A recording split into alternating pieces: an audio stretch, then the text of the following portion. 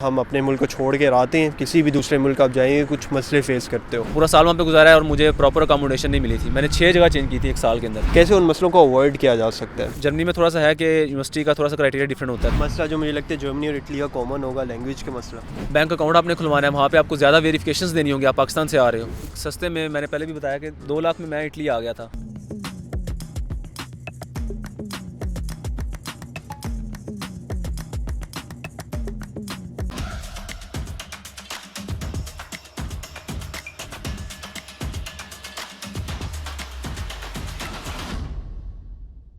अस्सलाम वालेकुम, welcome to अंदर एमआर पॉडकास्ट। मेरे साथ है हसन इटली रहे हैं तकरीबन 2 साल। मैं जर्मनी जिस तरह आपको पता है 6-7 साल से रह रहा हूँ। हम ज़रा मसले डिस्कस करने लगे हैं, ठीक है। हम प्रोज तो आपको बड़े बताते हैं, इधर आ जाओ ये सीन है जो कि हैं, ठीक है। प्रोज आप बड़े सुन चुके हैं कि बहुत प्रोज हैं जर्मनी रहने के और इटली भी रहने के। एजुकेशन अच्छी है, लाइफस्टाइल अच्छा है, क्वालिटी आगे जॉब की पेस बड़ी है। जब हम अपने मुल्क को छोड़ के आते हैं, किसी भी दूसरे मुल्क आप जाएंगे कुछ मसले फेस करते हो। इटली के अपने मसले होंगे, जर्मनी के होंगे। मैं ज़रा हसन से जानना चाह रहा हूँ कि इटली जब आप गए थे क्या क्या मसले थे जो आपको फेस करने पड़े थे, जो आप कहोगे यार कि आने वालों को भी फेस करने हो शायद। कैसे उन मसलों को अवॉइड किया जा सके? अगर आपको पहले पता होता कि यार मुझे कोई ये बता देता तो मैं इससे बच जाता। अब वो क्या लगता है, ऐसी क्या चीज़ें थी जो आपने फेस की वहाँ? सबसे पहले तो मैं जब इटली गया था तो मुझे किसी चीज़ के बारे में कोई आइडिया नहीं था। मैं बस ऐसे मुँह उठा के चला गया। कंट्री जा रहे हो, आपको उस चीज़ के बारे में कुछ पता नहीं है। यहाँ पे भी इतना नहीं है, यहाँ पे तो यूनिवर्सिटी में अकोमोडेशन मिल जाती है, बट वहाँ पे नहीं मिलती होती। मैंने पूरा साल जो है ना वो बाहर रहना होता है। जब आप पाकिस्तान से आ रहे हो तो आप कहते हो यार कोई नहीं मसला, मैं गुजार लूँगा, जगह मिल जाएगी। यूरोप है, कोई इतना मसला नहीं। यूरोप में जब आप आते हो तो सबसे पहले आपको ना लैंग्वेज आती है, यहाँ पे आपने देसी बंदे के साथ रहना होता है। देसी का भी ये है कि वो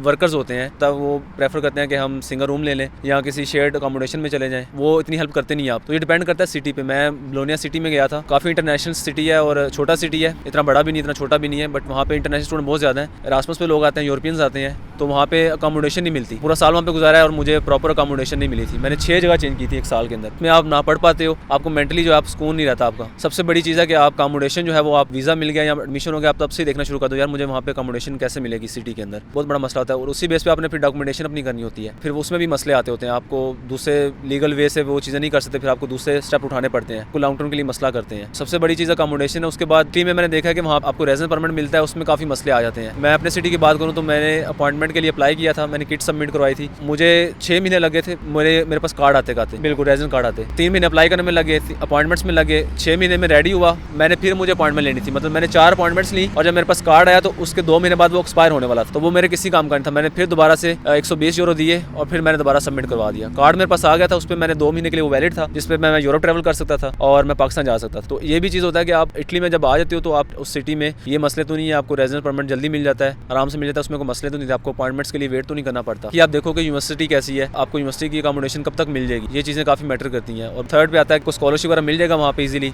कि आपको कोई इशू तो नहीं होगा। था यह कि आप पार्ट टाइम जॉब्स भी आप देखते हो। जब आप 6 महीने साल गुजारते हो फिर आपने देखना होता है कि मैं थोड़ा सा लाइफस्टाइल अच्छा करूँ, मैं अपना घर ले लूँ, या मैंने यूरोप ट्रैवल करना है। पाकिस्तान भी आपने कुछ ना कुछ अर्निंग करके भेजना होता है, तो आप देखो कि उस सिटी में पार्ट टाइम जॉब्स अपॉर्चुनिटी क्या है। उसके बाद ये सारी चीज़ें मैटर करती हैं, इसके ऊपर रिसर्च कर लेनी चाहिए पहले। 3 से 4 यूनिवर्सिटी में एडमिशन है तो आप ये सारी चीज़ें शॉर्टलिस्ट करके तो उस हिसाब से फिर आप डिसाइड करो। स्टडीज़ ऑलमोस्ट सेम होती हैं हर यूनिवर्सिटी में, ranking it does not matter. Germany में थोड़ा सा है कि यूनिवर्सिटी का थोड़ा सा क्राइटेरिया डिफरेंट होता है। वहाँ पे यही है कि आप साल में 6 दफ़ा एग्जाम दे सकते हो, आपने 120 क्रेडिट्स करने होते हैं, अपनी इंटर्नशिप करनी होती है, मैंडेटरी होती है या फिर मैंडेटरी नहीं, डिपेंड करता है। मेन चीज़ें होती हैं कि आप देखो, आप कोशिश करो कि ऐसी सिटी में जाओ जहाँ पे थोड़ा सा सुकून हो, आप सारी चीज़ें इंजॉय कर सको। हमें पार्ट टाइम जॉब्स के सुना है कि पार्ट टाइम जॉब्स के भी इटली में मसाइल आते हैं। बिल्कुल, अब वो भी डिपेंड करता है कि आपको रेजिडेंस परमिट पे सब चीज़ें बननी होती हैं। ऐसी सिटी में जाते हो जिस तरह तोरिनो, ये काफ़ी अच्छा सिटी है, ट्यूरन कहते हैं जिसको इंग्लिश में। वहाँ पे ये है कि आपकी सारी चीज़ें अच्छे से होती है, यूनिवर्सिटी भी बड़ी अच्छी है, आपको अकोमोडेशन मिल जाती है, आपका जल्दी रेजिडेंस कार्ड आ जाता है, आप जॉब्स के लिए अप्लाई कर सकते हो। सबसे पहले तो आपने पार्ट टाइम जॉब्स करनी होती हैं, डिलीवरी की जॉब्स होती हैं तो वो आप कर लेते हो, आप सिटी भी घूम लेते हो, आप लैंग्वेज भी थोड़ी बहुत साथ में सीख लेते हो। वो एक अच्छा सिटी है। वहाँ पे मैं कंपैरिजन करूँगा अपने सिटी से, तो मुझे तो 6-7 महीने लगे थे आते आते ही रेजिडेंस कार्ड। और जब आप यहाँ पे भी देखा, गर्मी में आपको जॉब्स नहीं मिलती इतनी ज़्यादा, सर्दी में बहुत ज़्यादा मिल जाती हैं, आप इजीली आपको जॉब मिल जाती है। तो यहाँ पे ये है कि आपको साल सवा साल लग जाएगा अगर आप ऐसे सिटी में जा रहे हो जहाँ पे सारे मसले हैं। उसमें आप ये है क्योंकि आपने फिर थोड़ा टाइम लगता है, आपको आप कोर्स हिसाब से नहीं निकाल पाते, आपने अगले साल में ज़्यादा मेहनत करनी होती है, तो फिर आप वो चीज़ें आपको फेस करनी पड़ती हैं कि मैं जॉब करूँ, मैं पढ़ूँ, आप थोड़ा सा तंग होकर रहते हो। फिर मसला जो मुझे लगता है जर्मनी और इटली का कॉमन होगा, लैंग्वेज का मसला।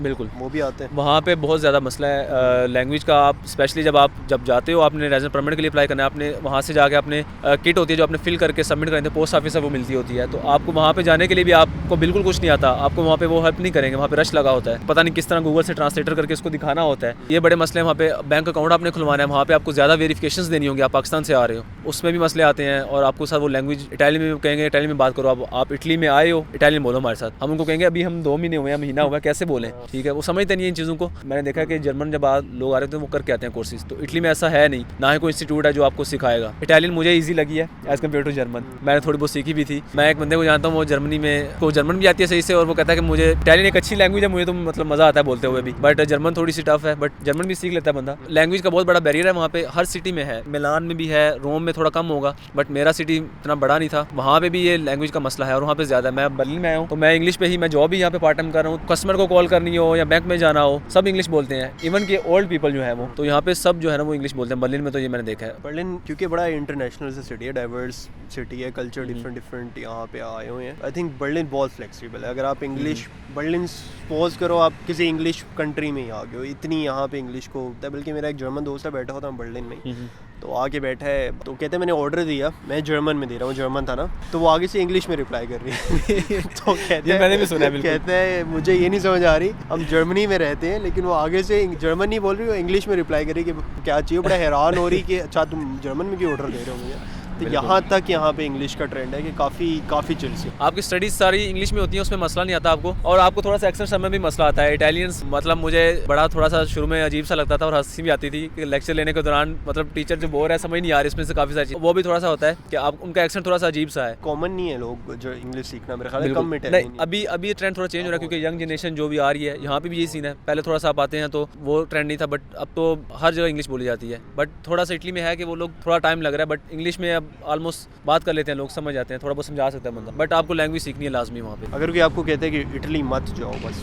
भाई कोई सी नहीं, बड़े मसले हैं, इटली ना हो, और खुद अक्सर वो लोग इटली ही होते हैं, क्या कहोगे कि इस तरह डिमोटिवेट करना चाहिए लोगों को कि यार इटली ना हो, या आके वो लोग अपने हिसाब, क्योंकि हर बंदे का एक्सपीरियंस डिफरेंट होता है यार, मोटिवेशन देनी चाहिए कि आ जाओ, लेकिन मसलों से आगाह करना दे देना चाहिए, या फिर उन्हें कहो यार पाकिस्तान रहो, चिलिंग करो, क्योंकि लाइफ तो वहाँ पे बड़ी ईजी है। मैं किसी को भी ये रिकमेंड नहीं करूँगा कि आप इटली ना हो। इटली एक बहुत अच्छा कंट्री है और आप सस्ते में, मैंने पहले भी बताया कि 2 लाख में मैं इटली आ गया था, जो कि कुछ भी नहीं है। अगर आप अफोर्ड नहीं कर सकते, आप जर्मनी, नॉर्वे या फिर और कंट्री जितने भी हैं, लाजमी जो है वो इटली के लिए अप्लाई करो, आपको एडमिशन मिल जाएगा, इतना ज़्यादा आपको स्ट्रगल नहीं करनी पड़ेगी। जर्मनी के लिए आपको 6 साल यूनिवर्सिटी में करना पड़ता है अप्लाई, मैंने एक यूनिवर्सिटी में अप्लाई किया था और मुझे वीज़ा भी मिल गया ईजिली। ये है कि आपको स्कॉलरशिप मिल जाता है, आपको काफ़ी सारी चीज़ें वहाँ पे ऐसी मिल जाती हैं जो किसी कंट्री में नहीं आपको मिलेगी। मैं हर बंदे को रिकमेंड करूँगा जो अफोर्ड नहीं कर सकता, एक अच्छा कंट्री मतलब जर्मनी हो गया या इंग्लिश स्पीकिंग कंट्री, तो आप चले जाओ वहाँ पे, आप डिग्री लो और फिर आप मूव कर सकते हो किसी भी और कंट्री में, आप यहाँ पे आ सकते हो। आपने जानता हूँ काफ़ी लोगों को जानता हूँ जो वहाँ से मूव कर गए हैं। ओबियसली एक शेंजन जोन है जो आपके लिए ओपन हो रहा है, जो कि बहुत इटसेल्फ बहुत बड़ा एडवांटेज है। अगेन वीडियो बनाने का मकसद ये बिल्कुल नहीं होगा कि हम डिमोटिवेट कर रहे हैं, सिर्फ उन मसलों को बता रहे हैं जो आपको फेस करने पड़ सकते हैं। हर कंट्री में, जिस भी कंट्री जाओगे उसके अपने मसले होंगे। जर्मनी में बहुत मसले हैं, लैंग्वेज अगर नहीं आती तो बर्लिन छोड़ दो, बाकी भी सिटीज़ हैं वहाँ पे इतना नहीं है इंग्लिश का।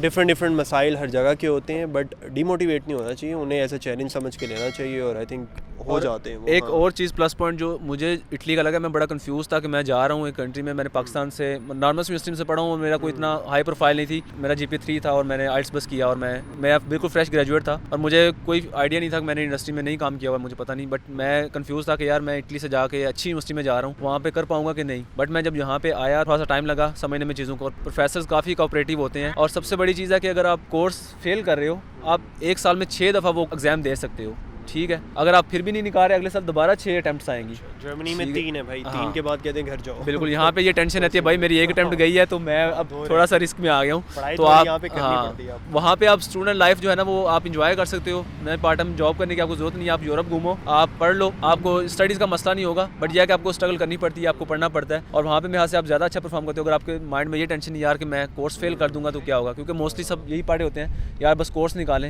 एग्जाम निकले तो बस जान छूटे। आपके पास बहुत ज़्यादा ऑप्शन होते हैं। आप एक कोर्स नहीं हो रहा आपसे, आप आराम से उसको साइड पे कर लो, आप डिग्री पूरी कर लो, फिर आपको उसको कर लेना, ठीक है। जो मुश्किल कोर्स होता है, या तो आप उसको पहले कर लो या बाद में कर लो। तो आप डिग्री आराम से कर लेते हो, डिग्री करने के बाद आप यूरोप के किसी कंट्री मूव कर जाओ। मैं जानता हूँ अपने दोस्तों को जो मूव किया उन्होंने, आपको 1 साल का नीदरलैंड का वीज़ा मिल जाता है, आप वहाँ पे जॉब सर्च कर सकते हो, ऑस्ट्रेलिया चले जाओ, कनाडा चले जाओ। लेकिन आप इटली में भी रह के आप वहाँ पे भी PR भी ले सकते हो और आप फैमिली को भी बुला सकते हो, सारी वही चीज़ें होती हैं, और आप अपने डॉक्यूमेंट्स कन्वर्ट भी करवा सकते हो। और दूसरा सबसे बड़ा फ़ायदा मैंने यहाँ पे अभी मैंने एक्सपीरियंस नहीं किया, वहाँ पे बहुत ज़्यादा एरास्मस की अपॉर्चुनिटीज़ आती हैं। इटली आए हो, आपने अगले तीसरे सेमेस्टर के लिए आपकी यूनिवर्सिटी आपको हेल्प करती है, आपको इंटर्नशिप के लिए आपको पार्ट टाइम जॉब भी दे देती है। मतलब आप जब स्टार्ट में आते हो यूनिवर्सिटी के अंदर आपको लाइब्रेरी में जॉब्स दे देंगे। कोविड टाइम था तो आपको एक जगह पे खड़ा कर देते हैं कि आपने यहाँ पे रश नहीं होने देना, अपने लोगों को सही तरह से देखना है, मास्क वगैरह पहना हो तो हाँ, तो आपको मतलब जॉब भी मिल जाती है, पार्ट टाइम भी मिल जाती है, ये सारी चीज़ें भी होती हैं। उसके बाद आप इरास्मस पे आप किसी और कंट्री आ सकते हो। अगर आपका कोई ड्रीम कंट्री है, जैसे मेरा था जर्मनी, मैंने आना था, 3rd सेमेस्टर में आप जो है वो मूव कर सकते हो। 1 सेमेस्टर के लिए आप चले जाओ वहाँ पे, आप इरास्मस करो, आपको पैसे मिलते हैं, आप आराम से पढ़ सकते हो। और आप उसके बाद आप देखो यार मैंने अगर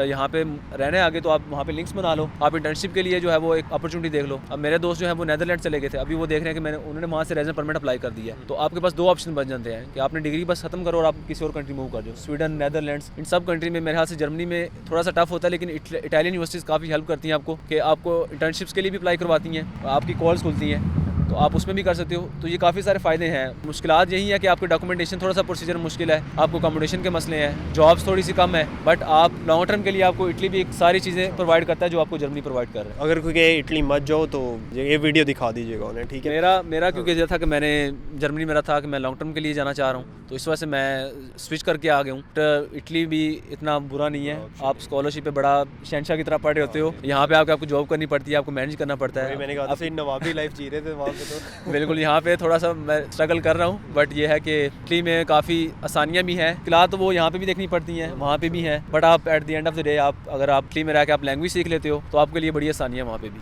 चलिए, thank you so much for listening.